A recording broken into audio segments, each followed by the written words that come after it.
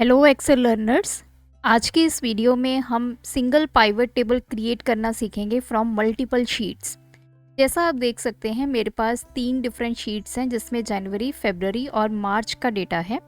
मैं चाहती हूँ कि सबसे पहले तो ये डेटा कंबाइन हो जाए और उस कंबाइंड डेटा से हम एक सिंगल पाइवट टेबल जो है वो क्रिएट कर पाएँ। और at the end of video हम ये भी देखेंगे कि अगर हम अपने सोर्स डेटा में, जैसे इस डेटा में मैं कोई नई शीट इंसर्ट करती हूँ नेक्स्ट मंथ की, तो वो शीट का डेटा आप अपने कंबाइंड डेटा वाली उसमें कैसे लेके जाएंगे और पाइवट टेबल कैसे अपडेट करेंगे। तो इस वीडियो ट्यूटोरियल के एंड तक मेरे साथ बने रहें। मैं शालिनी स्वागत करती हूँ आपका लर्नर्स अकेडमी में। चलिए वीडियो को शुरू करते हैं।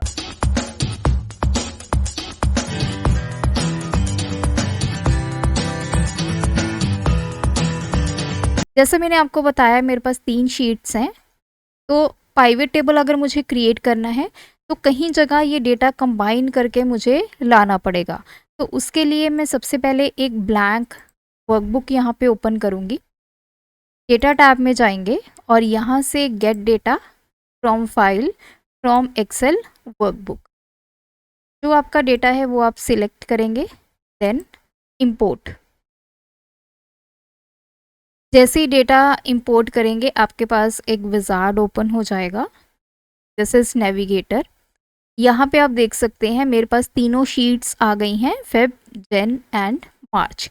किसी भी एक शीट के ऊपर आप क्लिक करेंगे, यहाँ पे प्रीव्यू आ गया है डेटा पे, और ट्रांसफॉर्म डेटा पे आप क्लिक करेंगे। अभी तक देखिए हमने एक सिंगल शीट पे क्लिक किया और उसका डेटा हम पावर क्वेरी एडिटर में ले आए। लेकिन हमारी रिक्वायरमेंट क्या है कि हमें तीनों शीट्स का डेटा कंबाइन करना है।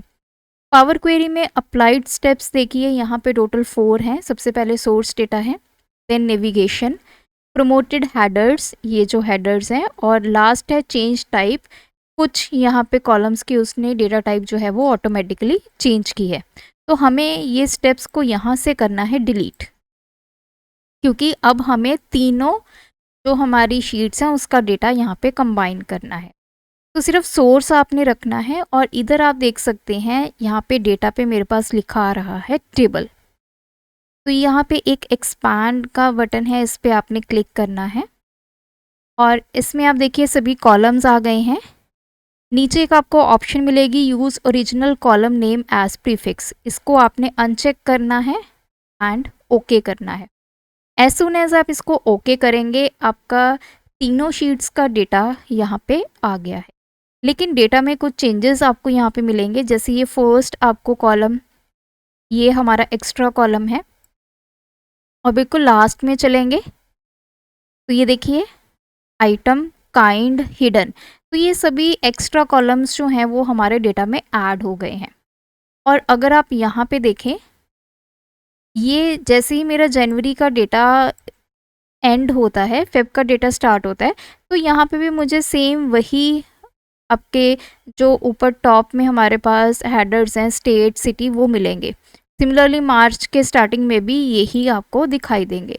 तो इन चीज़ों को हमें यहाँ से हटाना है और अपने डेटा को हमें प्योर करना है। तो उसके लिए हम सबसे पहले, मैं अपनी फर्स्ट रो को हेडर बनाऊंगी। तो मैंने अपनी फर्स्ट रो सिलेक्ट की। होम टैब में आपको ऑप्शन मिलेगी use first row as header, इस पे हम क्लिक करेंगे तो मेरी first row as a header जो है वो बन गई है। तो अब सेकंड काम मुझे क्या करना है कि जहाँ पे ये फेब का डेटा स्टार्ट होता है, ये सिटी, मंथ, प्रोडक्ट, तो ये देखिए ओपनिंग स्टॉक, परचेज, ये मुझे यहाँ से हटाना है। सिमिलरली मार्च के इसमें भी हटाना है। तो आप किसी भी कॉलम पे आप क्लिक करेंगे, यहाँ पे ड्रॉप डाउन पे क्लिक करेंगे तो ये सारी आपको स्टेट्स दिखाई दे रही हैं। इसमें आपको एक ऑप्शन मिलेगी स्टेट, क्योंकि ये सेम आपका जो हमने हेडर बनाया है उसी नाम से हमारा जो फरवरी का डेटा है उसमें भी ये ऑप्शन थी। तो इसको यहाँ से अनचेक करेंगे और ओके करेंगे।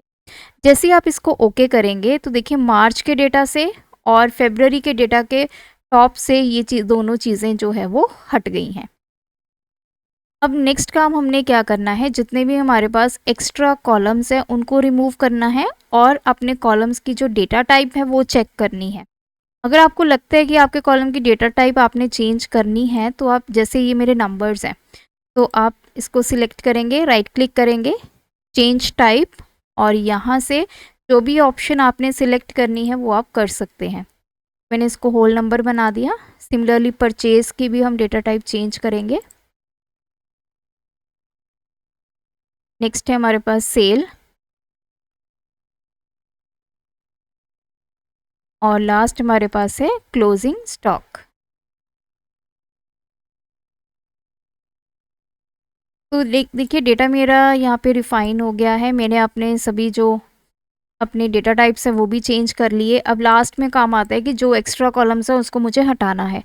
तो उसके दो मेथड्स हैं, या तो आप 1 बाय 1 कॉलम्स को सिलेक्ट करके उनको डिलीट कर सकते हैं, या फिर होम टैब में आपको ऑप्शन मिलेगी चूज़ कॉलम, इस पर आप क्लिक करेंगे तो आपको लिस्ट मिल जाएगी, और उसमें से आपने जो कॉलम्स रखने हैं वो आप चेक करेंगे, बाकी को अनचेक कर देंगे।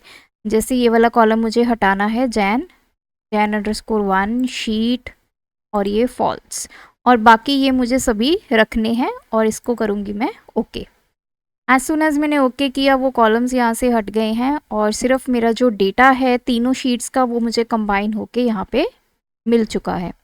अब हम इसका नेम चेंज करेंगे।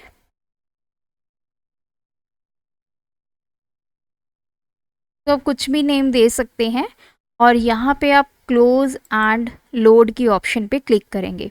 एज सुन एज आप क्लोज एंड लोड की ऑप्शन पे क्लिक करेंगे, आपका सारा का सारा डेटा यहाँ पे एक्सेल की शीट में आ जाएगा, और जो नेम हमने दिया है वो नेम आपका यहाँ पे एज अ शीट नेम आ गया है। अब देखिए डेटा तो हमारा कंबाइन हो चुका है। नेक्स्ट काम क्या है, इस कंबाइन डेटा से आपने सिंगल पाइवेट टेबल जो है वो क्रिएट करना है। तो यहाँ पे ये डेटा जैसे ही आया, दो टैब्स एक्टिवेट हो जाएंगी, टेबल डिज़ाइन एंड क्वेरी। आपको टेबल डिज़ाइन में जाना है, टूल्स ग्रुप में आपको ऑप्शन मिलेगी समराइज विद पाइवेट टेबल, इस पर आप क्लिक करेंगे। अभी आपसे पाइवेट टेबल पूछ रहा है कि पाइवेट टेबल आपने पहले तो इसने टेबल सिलेक्ट कर लिया कि इसका आपने पाइवेट टेबल यहाँ से डेटा लेना है। अब पाइवेट टेबल को आपने कहाँ रखना है, तो मैंने न्यू वर्कशीट कर दी और इसको कर दिया ओके। तो एक नई शीट जो है वो ओपन हो गई है। अब हमें फील्ड्स को लेके जाना है। अब मैं चाहती हूँ कि जो मेरा क्लोजिंग स्टॉक है मंथ वाइज वो मुझे दिखाई दे सभी प्रोडक्ट्स का। सो मैं वैल्यू के अंदर डालूंगी क्लोजिंग स्टॉक, ये मेरा वैल्यू में जाएगा। नेक्स्ट हमें प्रोडक्ट वाइज चाहिए तो मैं इसको रोज में डालूंगी, और मंथ को हम डालेंगे कॉलम में, ताकि मंथ वाइज हमें पता चल जाए कि क्या हमारा स्टेटस है।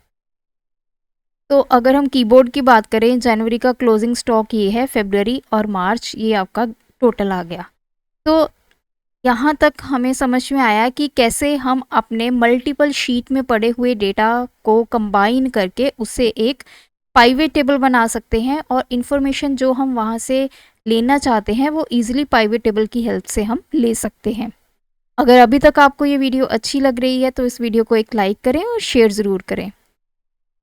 अब हमारा ये काम तो हो गया। नेक्स्ट हमारा काम है कि जो हमारा डेटा है जहाँ से हमने इसको कंबाइन किया है, अगर मैं यहाँ पे एक और शीट ऐड कर दूँ, और क्या ये डेटा मेरा पाइवेट टेबल में भी जाएगा, तो उसके लिए हमें क्या करना होगा। सबसे पहले मैं यही डेटा अपना सिलेक्ट कर लेती हूँ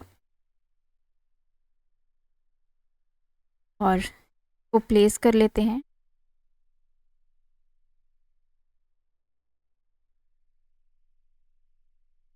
मंथ चेंज कर लेंगे यहाँ पे।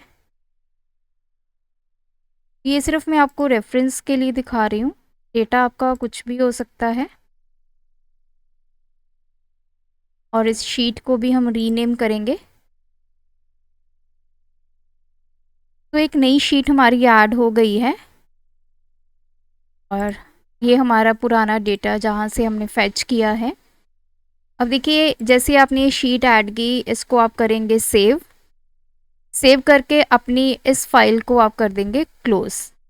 डेटा को यहाँ पे लाने के लिए आपने राइट क्लिक करना है, रिफ़्रेश पे क्लिक करना है। एज सुन एज आप रिफ़्रेश करेंगे तो देखिए अप्रैल का डेटा जो है वो ऑटोमेटिकली यहाँ पे आ जाएगा। अब नेक्स्ट हमने देखना है कि क्या हमारा पाइवेट टेबल भी ऑटोमेटिकली अपडेट होगा। तो पाइवेट टेबल पे भी आपने सेम अप्रोच यूज़ करनी है। राइट क्लिक करना है, रिफ़्रेश करना है, और अप्रैल का डेटा जो है वो आपका इंसर्ट हो जाएगा। इस तरह से आप मल्टीपल शीट्स में पड़े हुए डेटा से सिंगल पाइवट टेबल को जनरेट करवा सकते हैं। और अगर आपको आज का वीडियो ट्यूटोरियल बेनिफिशियल लगा, चैनल को सब्सक्राइब करें, वीडियो को लाइक एंड शेयर ज़रूर करें। Thanks for watching.